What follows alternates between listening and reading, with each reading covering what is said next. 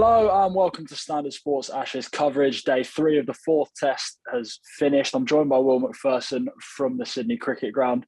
Will, it was a day when at one point England were 36 for 4. 5 of the top 7 failed again. They're still 150 odd runs behind in the game. It's probably a measure of the tour that I'm going to start by saying that was a bit more like it. Yeah, at lunch when England were 36 for 4, I genuinely thought there was a chance they might be bowled out for 36. They lost 3 wickets on 36.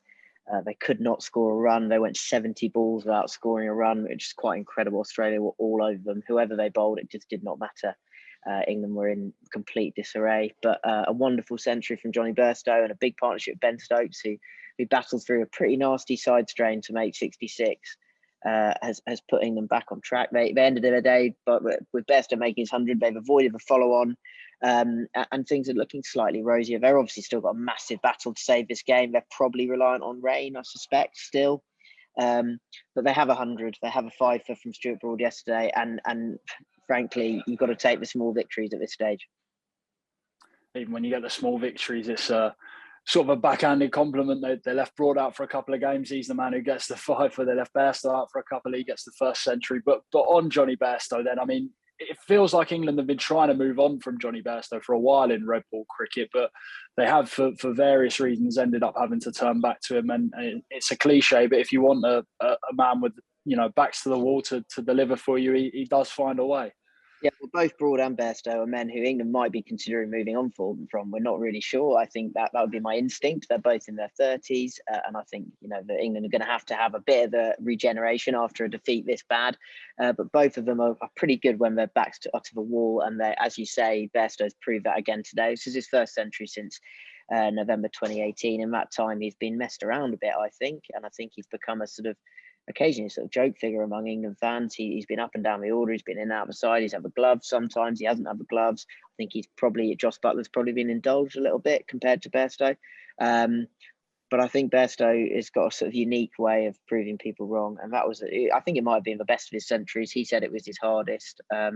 Wasn't necessarily always his most fluent, but he timed the ball beautifully. He took down Nathan Lyon, which Stokes did as well, which was crucial. I mean, they treated Nathan Lyon a little bit like Australia were treating Jack Leach, and got rewards for it. So yeah, it was a wonderful 100 from Bairstow.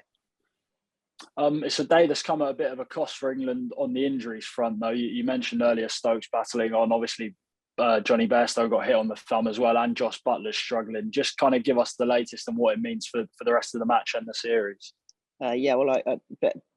Buttler and Stokes picked up injuries yesterday. Stokes is bowling. He has done his side. I haven't assessed that injury yet. I don't know how bad it is, but it doesn't look great. I would expect he would miss the 5th test in Hobart. Buttler is almost certainly going to miss the 5th test in Hobart. He's had an X-ray on his hand injury. I think it might be a break, but they're not absolutely certain yet.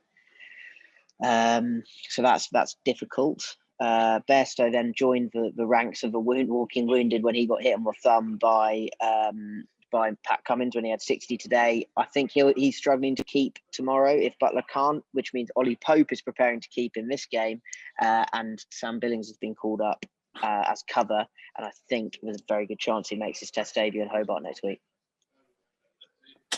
Well, it was a massively eventful day. I mean, the things we haven't even touched on, the openers struggling again, Hamid missing a straight one, Ben Stokes being bowled but not bowled and given LBW, and the ball clattered off stump, but the bails didn't come off. Fingers crossed this time tomorrow, we're still talking about what could be a really big fight for England to try and save this game. We'll not get too ahead of ourselves because we've had kind of optimism in the evenings of games and it been done and dusted by lunch the next day. But cheers, Will, and we'll catch up again tomorrow.